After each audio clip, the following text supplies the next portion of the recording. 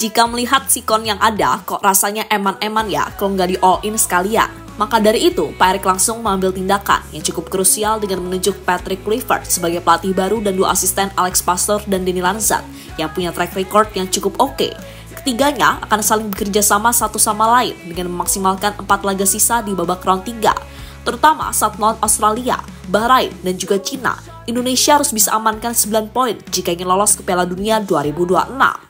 Apalagi Pak Erick sudah konfirmasi kalau kini dirinya masih mengupayakan oleh Romeni dan Jerody De Waal bisa bermain di bulan Maret mendatang. Dengan bertambahnya pemain-pemain berlabel bintang Eropa, tentunya target Indonesia akan semakin mudah dipenuhi. Dan jika mampu lolos ke Piala Dunia, tentunya Indonesia akan mencetak sejarah baru dan membuat tim-tim ASEAN makin segan. Tak sampai di situ saja, secara otomatis peta persaingan di kawasan Asia akan berubah. Dan Indonesia dijamin akan kedatangan lebih banyak pemain diaspora yang levelnya terbilang tinggi.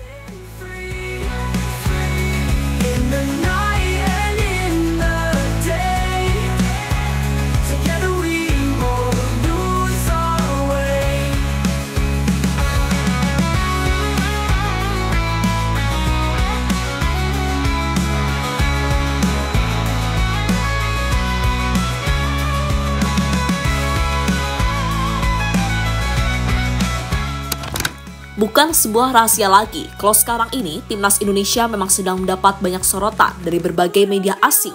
Hal itu tak terlepas dari keberhasilan Indonesia menjadi satu-satunya wakil ASEAN di round 3 kualifikasi Piala Dunia 2026. Dan secara umum, dari 6 pertandingan yang dilakoni, pencapaian Indonesia sebagai tim debutan ya bisa dikatakan cukup baiklah. Menahan imbang Arab di laga away serta Australia di GBK, lalu harus apes di bulan Oktober karena dikerjain Bahrain serta kalah mengejutkan dari Cina. Dan puncaknya ya ketika dihajar Jepang, walaupun ya dari awal udah tahu bakal kalah, tapi cara kalahnya itu loh sangat disayangkan. Namun di saat semua orang mengira tim ini akan jatuh, di saat semua menduga Indonesia akan goyah, pemain dan pelatih dihajar kanan kiri sama netizen serta media. Tapi disitulah kemudian mentalitas Garuda benar-benar luar biasa.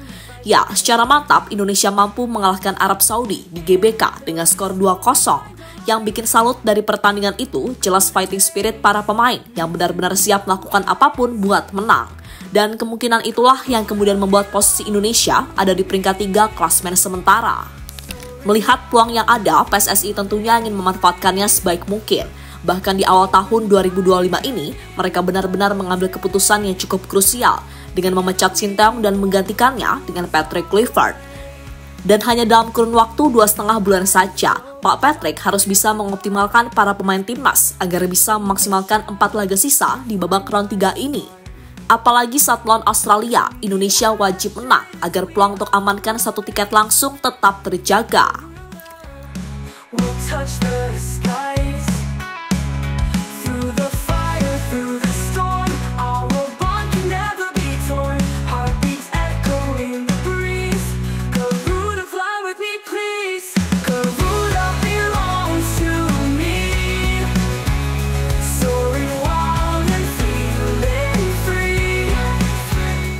Lebih lanjut berkaca pada situasi yang ada, wajar jika sekarang banyak media-media asing ternama menilai peluang Indonesia untuk lolos ke Piala Dunia 2026 jadi lebih terbuka. Pasalnya dengan kekuatan pemain abroad yang dimiliki serta dilatih oleh pelatih dan 2 asisten yang punya track record yang sangat oke di Liga Belanda, serta kesatuan sinergi dengan PSSI dan pemerintah menjadikan Indonesia nggak bisa lagi dianggap sebagai underdog. Terlebih, manuver PSSI untuk terus menambah pemain diaspora juga masih terus berlanjut. Terbaru Pak Erick mengkonfirmasi kalau proses oleh Romeni dan Jerody De Waal makin dekat dan kemungkinan bisa debut pada bulan Maret mendatang. Bahkan masih ada nama-nama seperti Milano Jonathan, Mauro Zylstra, Michel Becker, Pascal Struijk, Jayden Oosterwolde, hingga Ian Maatsen yang akan terus dicoba untuk diyakinkan. Jelas kalau nama-nama tadi sukses dinaturalisasi, tak sedikit loh yang berpendapat kalau timnas Indonesia ke depannya bahkan bisa bertarung seimbang dengan tim terkuat Asia saat ini, Jepang, yang kita tahu punya sabrek pemain yang mentas di liga-liga top Eropa.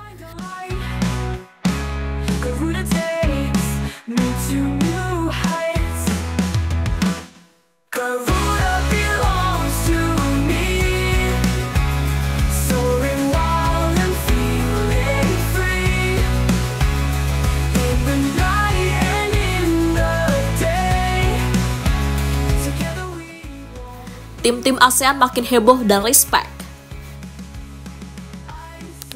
Jika Indonesia beneran lolos ke Piala Dunia, tentunya akan membuat tim-tim ASEAN menjadi heboh.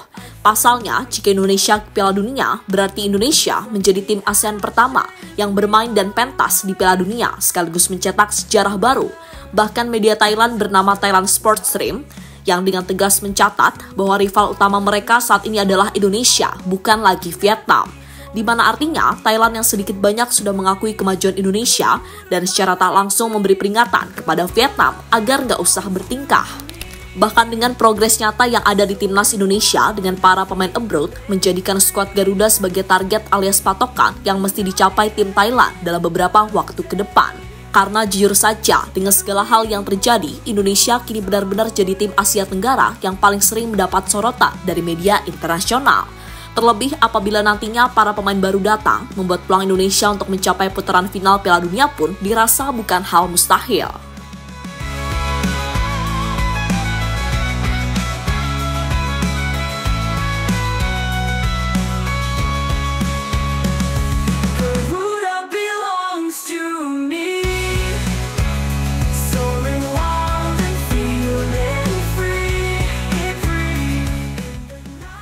Cina, gawat kalau gini makin sulit kalahkan Indonesia. Sementara itu, media Cina, Sohu, secara belak-belakan minta Bahrain apapun caranya harus bisa mengalahkan Indonesia. Alasannya sederhana, yakni soal kesenjangan pemain yang ada. Selain tentunya agar posisi 3 dan 4 bisa sama-sama mereka rebutkan sendiri tanpa gangguan dari Indonesia yang sebelumnya memang dianggap sebagai tim paling tak diunggulkan. Cina sangat ingin Bahrain mengalahkan Indonesia di babak ketiga yang akan menjaga poin Indonesia tetap 2 dan memberikan peluang bagi tim Cina untuk menyalip. Meski Cina kalah dari timnas Australia, selisihnya dengan Indonesia masih hanya 2 poin. Ada kesenjangan yang jelas antara kedua belah pihak dalam pengalaman kompetisi dan kemampuan komprehensif. Konfrontasi fisik yang sangat baik dan kebugaran fisik yang melimpah dari para pemain, tulis media Sohu.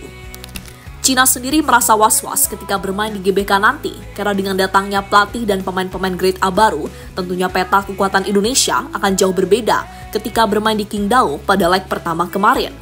Dan seperti yang sudah dijelaskan oleh Pak Erik sebelumnya, kalau Indonesia benar-benar akan balas dendam kepada Cina ketika bermain di GBK nanti.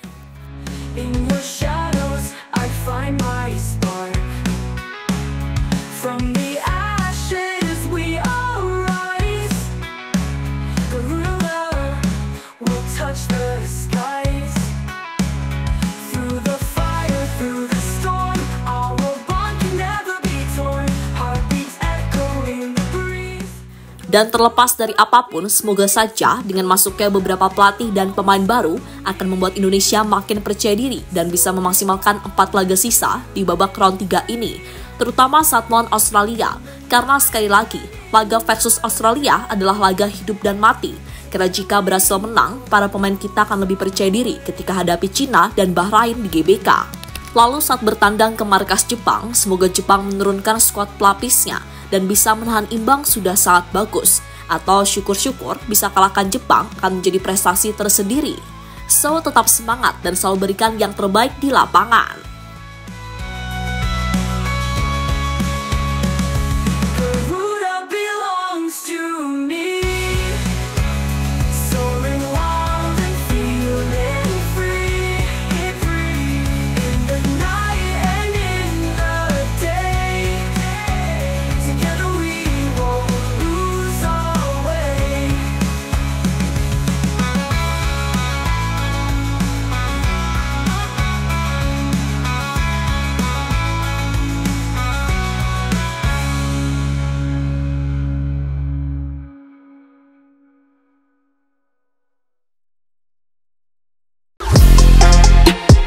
Halo, izin iklan sebentar ya guys. Jadikan ruangmu bernuansa timnas. Temukan beragam poster dinding, sepak bola dan timnas dengan desain menawan, kualitas premium dan harga yang tidak akan menguras kantong. Segera klik link Shopee di deskripsi video ini dan dukung timnas dengan sepenuh hati. Mulai dari dinding rumahmu.